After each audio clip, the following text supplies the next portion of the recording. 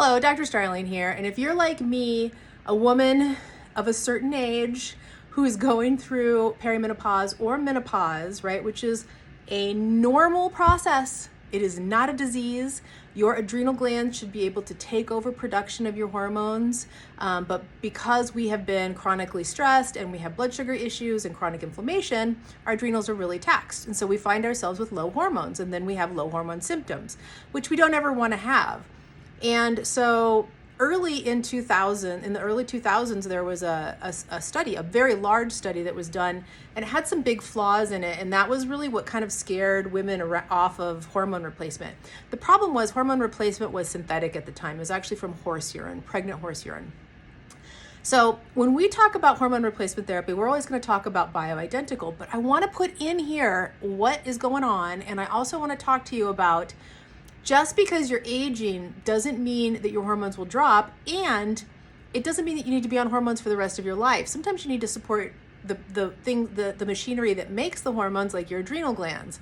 And that's kind of not talked about. And in allopathic medicine, it's kind of skipped over because if your hormones are low, you get hormones.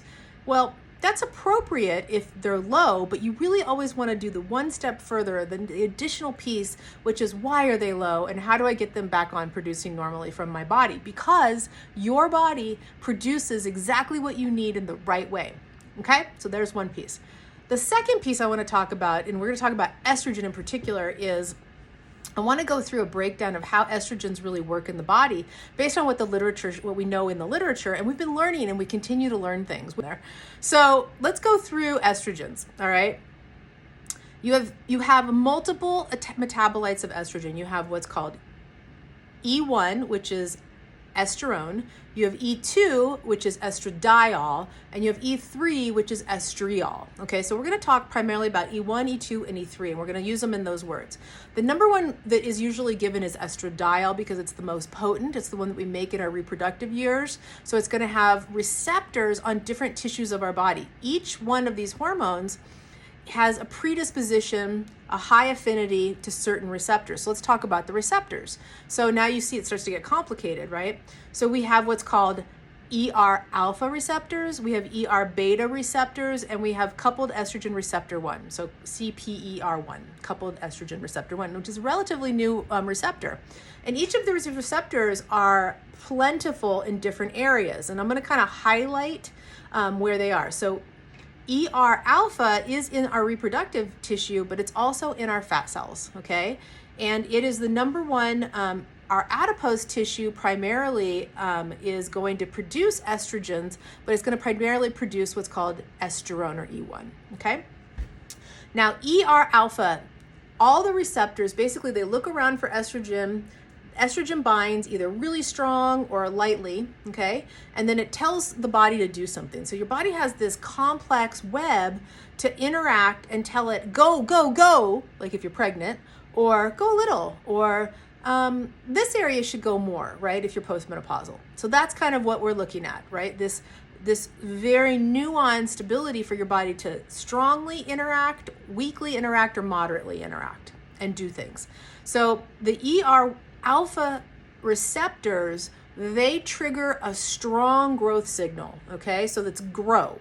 And the ER alpha is very, very sensitive to E2 or estradiol, which actually every receptor is very strongly attaching to, okay? Or estradiol strongly attaches to all the estrogen receptors.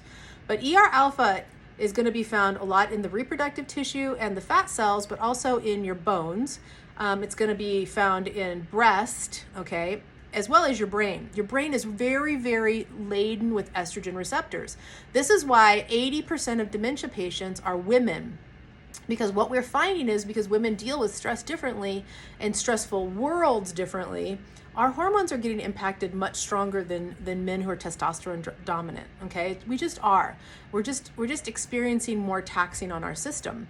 So it's very important as women that we really support ourselves and that we really nourish ourselves and that we don't try to do everything. It's really, really important, okay? But let's go back to different receptors. So ER alpha is going to be growth, strong growth, okay? ER beta is what's called controlled growth, and it's going to be primarily found in the cardiovascular system, in the lungs, In the brain, the bladder, this is why women get bladder issues when their estrone drops or when their estradiol drops.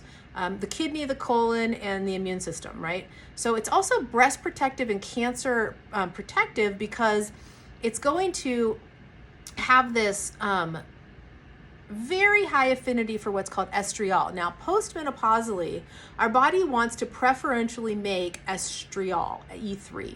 It wants to minimize E2, which is being shut off because the ovaries are down-regulating their production. And E1, we don't want to have high, we want to have low levels of E1 because remember, those are made by fat cells. So when we have extra body adipose tissue, we make estriol or estrione. Sorry, I'm gonna make E1. We make E1.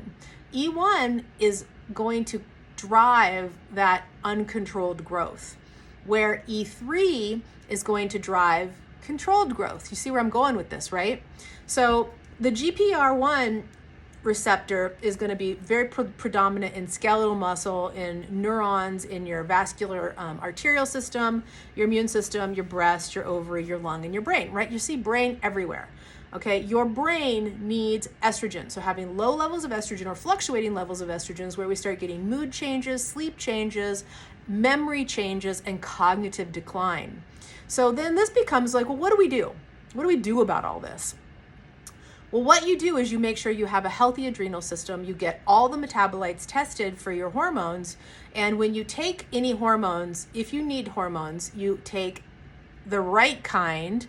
E3 and progesterone are usually really, really good for postmenopausal. This is a little spoiler alert, okay? And we like to do bioidentical only, right? We only do bioidentical. And we also want to support the adrenal glands because they naturally produce your precursors to then be converted into the proper estrogens actually at the site. So your circulating levels of hormones in your blood are never going to be as high as when you're ovulating in that fertility cycle years, right? And that's actually normal and okay. But we want to make sure that we're making the right kind of estrogens as we age so that we age well and don't lose our minds. Because I don't want to lose my mind. I like my brain. It's good, right? And so that means I got to protect it. And so there are some things that we need to make sure that we're looking at. In particular, the 3 tests that you need to know, and we use a Dutch test to look at the adrenals and all the metabolites of the hormones.